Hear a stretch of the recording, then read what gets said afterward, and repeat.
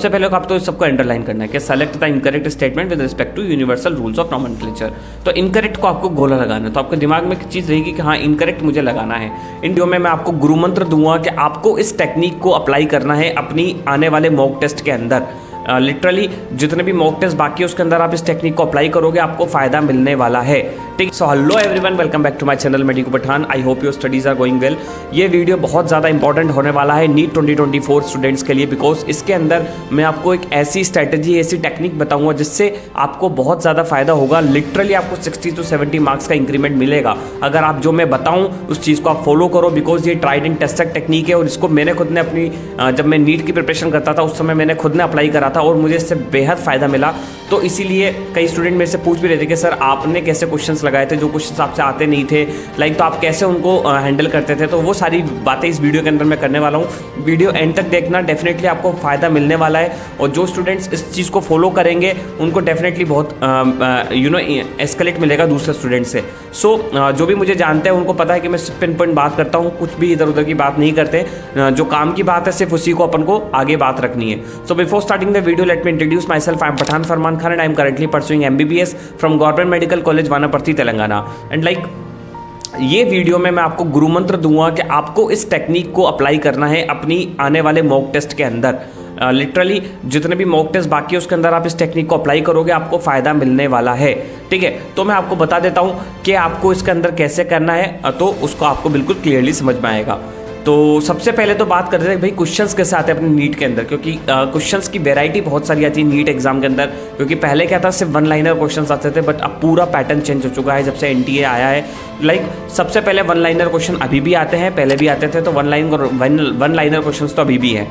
उसके बाद आते हैं statement based question, like which of the following is correct, which of the following is not correct, which of the following is correct, how many of your following is the correct. ये दूसरा pattern question. तीसरा pattern का question आता है example basis, like morphology of plant kingdom के अंदर कुछ भी पूछ लेता है, लाइक एस्टिवेशन पूछ लेता है कि भाई प्लेसेंटल एस्टिवेशन कौन सा है, तो वो एग्जाम्पल्स बताओ, ऐसे क्वेश्चन आते हैं।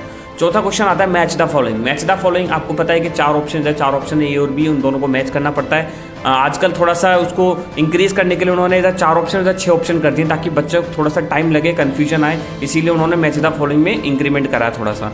इसके बाद जो अभी नया ट्रेंड चल रहा है वो है असर्शन रीजन, जो पहले अपने एम्स के अंदर एग्जाम्स में पूछा जाता था असर्शन रीजन्स के क्वेश्चन, वो अब नीट के अंदर पूछे जा रहे हैं। लाइक 2-3 सालों से लगातार असर्शन रीजन्स पर क्वेश्चन आ रहे हैं, तो अपन को उसको भी कैसे करना है वो मैं बताऊँगा इसके अंदर। कई क्वेश्चन ऐसे होते हैं यूनिट से देख के अपन आंसर निकाल लेते हैं, लाइक यूनिट डायमेंशन के अंदर अपन यूनिट देख के आंसर निकाल लेते हैं। 4 से तो अपन देख लेते हैं न्यूटन है तो आंसर उसी हिसाब से आएगा, उस हिसाब से अपन ऑप्शन एलिमिनेशन करके आंसर निकाल सकते हैं। तो वो सारी बातें करने वाला हूँ इस वीडियो के अंदर। और एक और टेक्निक जो आता है पैटर्न, वो आता है diagram based question. Diagram based question NEET 2013 के अंदर बहुत ज़्यादा क्वेश्चन पूछे गए थे, लाइक 70% क्वेश्चन डायग्राम पे पूछे गए थे बायो के अंदर, बट अब वो ट्रेंड नहीं है।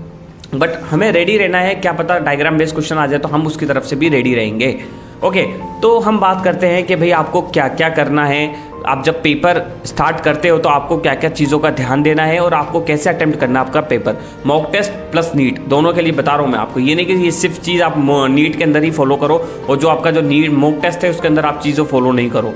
जो मैं बताऊँ उस चीज़ को अच्छे से फॉलो करो, डेफिनेटली आपको बहुत ज़्यादा बेनिफिट होगा इससे। सबसे पहली बात है, जब भी आप क्वेश्चंस देखते हो तो उसको क्वेश्चंस को अंडरलाइन करना सीखो, like which of the following is not correct. तो आप पूरी चीज़ों को जो आपको NTA जो पेन देगा उससे आपको पूरे को अंडरलाइन करना है। इसके बाद वो बोले not correct, which of the following is correct, जो वर्ड गेम्स होते हैं, जो वर्ड प्ले करता है वो not correct, incorrect, not true, not false, उस चीज़ को आपको गोला लगाना है ताकि दिमाग के अंदर एक साइकोलॉजिकल अप्रोच बने कि अच्छा नॉट ट्रू पूछा है। बार बार उस चीज़ को गोला लगाओगे तो वो चीज़ आपको दिखेगी और आपको याद रहेगा कि मुझे नॉट करेक्ट बताना है, मुझे इनकरेक्ट बताना है।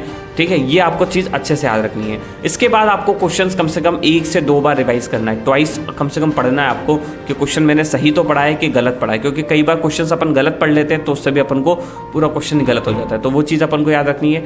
इसके बाद आपको सारे के सारे ऑप्शंस पढ़ने हैं, क्योंकि आजकल क्या होता है कि पहला ऑप्शन सही है तो अपन पहला ऑप्शन टाइम बचाने के चक्कर में पहला टिक करके छोड़ देते हैं, बल्कि आजकल एग्जामिनर क्या करता है मोर करेक्ट की तरफ ज़्यादा जाता है, क्योंकि 4 में से 2 ऑप्शंस ऐसे होते हैं जो ज़्यादा सही होते हैं, उनमें से भी जो मोस्ट करेक्ट होता है वो आंसर जाता है। तो आपको ध्यान रखना है कि आपको 4 ऑप्शन पढ़ने हैं, जो सही है उसके अलावा जो तीनों हैं उनको इनकरेक्ट करना है, भाई ये गलत है, ये गलत है, ये गलत है, इसीलिए ये आंसर है। आपको ऐसा आंसर निकालना है, आपको ऐसा नहीं करना है कि 4 ऑप्शन है कि ये सही है, नहीं, आपको पहले देखना कौन कौन से गलत है, ये गलत, ये गलत, बीच वाला बचा तो ये सही, ऐसे आपको ऐसे अप्रोच लगानी है, तब जाके आपके सिली मिस्टेक्स, आपसे नंबर आपके कैसे इंक्रीज होंगे, ऐसे इंक्रीज होंगे।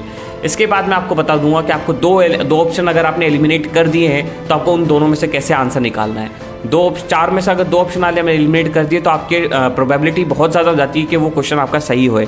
इसीलिए जिन क्वेश्चंस में से आप 2 ऑप्शन एलिमिनेट कर देते हो उस क्वेश्चन को आपको करके आना है, छोड़ के नहीं आना है, और मैं बताऊँगा आपको कैसे उस क्वेश्चन को अप्रोच करनी है। तो अब पहली बात तो ये होती है कि भाई रैंडम तुक्का मारना है कि नहीं मारना है, कि स्टूडेंट्स ये भी होते हैं कि सर रैंडम तुक्का मारे कि नहीं मारे। तो जो स्टूडेंट्स जिनके स्कोर क्वालिफिकेशन के पास है, लाइक जो सिलेक्शन के पास में लाइक 600 प्लस मार्क्स आ रहे हैं, 620 आ रहे हैं, तो उनके लिए तो मैं कहूँगा कि आप बिल्कुल तुक्का ना मारे, बिकॉज आप बिल्कुल बॉर्डर लाइन पे अगर आप एक भी क्वेश्चन गलत करोगे 5 नंबर नेगेटिव जाएगा और आप आउट ऑफ द कॉम्पिटिशन हो जाओगे। तो आपको तो बिल्कुल तुक्का नहीं मारना है। लाइक जो स्टूडेंट जिनके 200, 250, 300, 350 जिनके मार्क्स आ रहे हैं, तो उनसे मैं कहूँगा कि आपको ये तो टेक्निक अप्लाई करनी है। ठीक है, आपको बी और सी 2 ऑप्शन ऐसे होते हैं हर क्वेश्चंस के अंदर जिनके अंदर मोस्ट प्रोबेबिलिटी आंसर जाता है। तो आपको क्या करना है कि इन दोनों में से कोशिश करनी है कि आपको बी और सी में से कोई एक आंसर टिक करो। अगर आप उन दोनों में से एक छांट पाते हो तो आपके लिए बहुत फायदा होने वाला है। ए ऑप्शन ज़्यादातर एग्जामिनर रखता नहीं है, डी ऑप्शन होता नहीं है। अगर आपके पास ऑल ऑफ दीज ऑप्शन आ रहा है तो आप ऑल ऑफ दीज भी आंसर टिक कर सकते हो, बिकॉज उसके आने के चांसेस सबसे ज़्यादा होते हैं, सही होने के चांसेस। और अगर नन ऑफ दीज ऑप्शन है उन चारों में से तो नन ऑफ दीज कभी भी आंसर होगा नहीं, तो वो भी चीज़ आपको ध्यान रखनी है। ठीक है, तो ये आपको एक तरीका मैंने बता दिया है। अब जैसा कि आपको एक स्क्रीन पे क्वेश्चन दिख रहा होगा, मैं आपको इसको सॉल्व करके बताता हूँ तो आपको समझ में आएगा। तो क्वेश्चन है कि select the incorrect statement with respect to universal rules of nomenclature. तो सबसे पहले आपको सबको अंडरलाइन करना है कि select the incorrect statement with respect to universal rules of nomenclature.